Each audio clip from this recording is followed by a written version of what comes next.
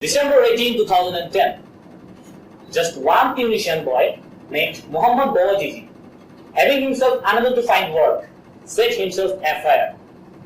Social networking sites greatly contributed to the spreading of this news, and ultimately this incident unified various groups dissatisfied with the existing system, including many political, unemployed and human rights activists, laborers, trade unionists, students, professors, lawyers and others to begin a mass of praise. This united revolution had an unthinkable effect on the Arabian countries.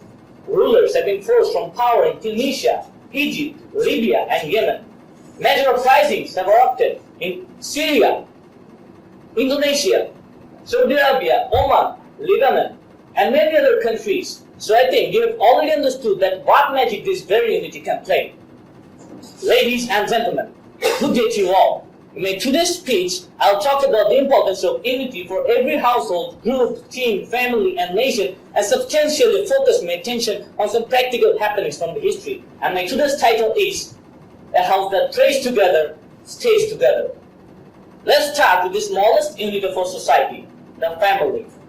A family indicates togetherness. They live together, work together, enjoy together, and share their roles together, and that's the strength of unity. From the smallest unit, we go to the bigger horizon of society. But what do we see now? The society is broken into fragments and every individual is looking for himself. Where in this 21st century, the motto of the society should be all for one and one for all. There, instead of that, the motto of the present-day society is everyone for himself and God for all. Where in this 21st century, we are totally divided and there is no strong bond in different segments of the society, so it's bound to break into fraction and thus loses its strength, both moral and social. We can easily understand the result of small and structured strokes if you simply have your eyes on the ants.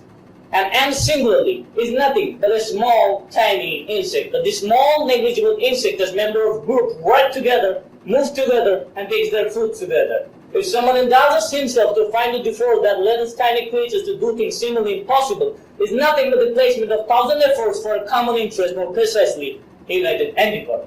Okay, ladies and gentlemen, now let me take you back to the history and let's see what unity has done to it. We have to fight this, whether we like it or not. We're in the world war. It's not a matter of choice, it's a matter of emergency. Franklin Roosevelt, December 7, 1944. Yes, ladies and gentlemen, I'm talking about the bombing of Pearl Harbor by the Japanese. Before that, the Americans were hesitant to enter the war. But when the bombs came to their own backyard, they realized that they had no other choice, and because of the unity that resulted amongst the allied nations, they won the war. The year 2012 had helplessly witnessed the massive destruction caused by some devastating natural calamities, and tsunami in Japan is one of them. After little while fragments were bombed at Hiroshima and Nagasaki, Japan managed to recover themselves. Through their joint efforts, they became one of the most influential superpowers of the world. But when tsunami hit Japan, people all around the world thought that this time the Japanese are gone. But the Japanese, proving them wrong, working together for common interest to stand against their own feet, have shown the world what they are.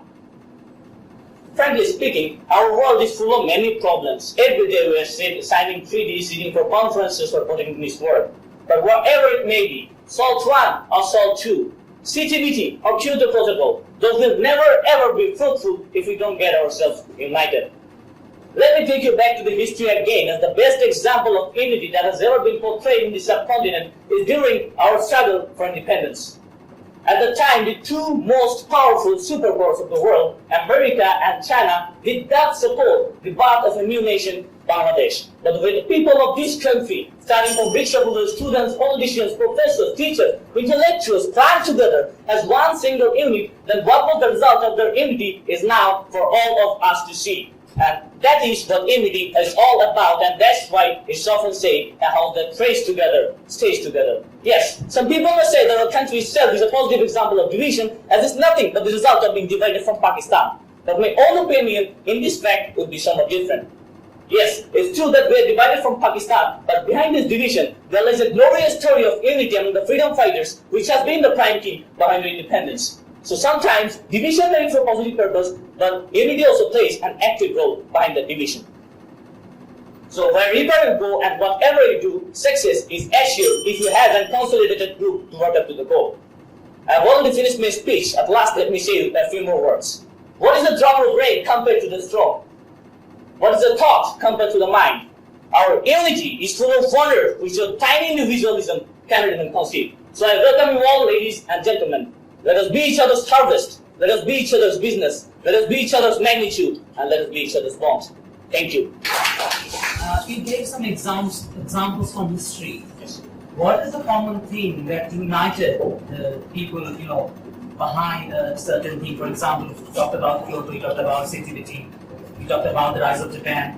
What are the key things that could be found in each and every example that united these nations? Yes, sir. Thank you for your question. Firstly, I will just write again my title. How the praise together stays together. Many of you, I'm quite sure that you are not actually very well understood that why my title is this, that how the praise together stays together. It means when every of the people of a group have a common thing, maybe a common expectation, a common prayer that we have to do this, a common target. And on the target, if the people are united, then success is assured. If you think about Japan, then after that incident, after that World War, they didn't actually get the support from outsiders, outside countries. And that's why the people inside Japan, they thought that as we are not getting support from outside countries, so we have to get ourselves united, we have to stand on the global world, on the map. We have to be a powerful country. We have to be a powerful nation. To work together on that common target, on that common praise, expectation that we have to got ourselves united. We have to make ourselves succeeded. We have to get ourselves in the map as a very powerful nation. And finally, they did so. You can see, you can understand that at that time there was no support from the outsiders, but they themselves worked together with common interest and stand on their own feet. And now we can say that Japan has become one of the most powerful superpowers of the world. An additional question. Yes, sir. Take for example, you and I, we have a common target. Yes, sir. But I'm not willing to do this. Under what circumstances I will be convinced that I should be working with you? Yes, there may be many circumstances. I am asking you a question. Today I am speaking here. And why I am speaking here? Because the authority have decided to find out some people who can speak, who can convince people.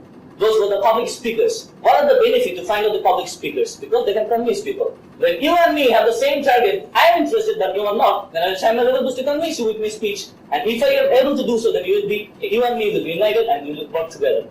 There may be many solutions. I am giving you just one solution. That when you and me are not working together, then one of them will convince the other to work on the same target.